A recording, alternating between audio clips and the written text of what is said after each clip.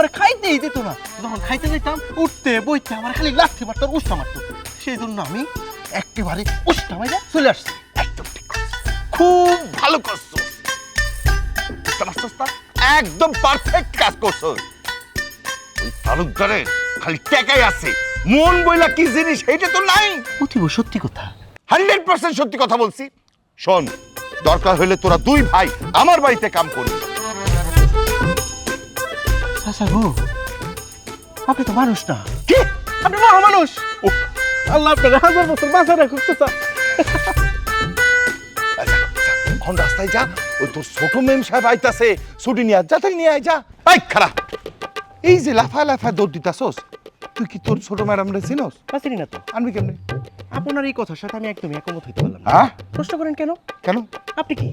চৌধুরী? তাহলে আপনার ভাইয়া কি? কে? আপকামিং চৌধুরী।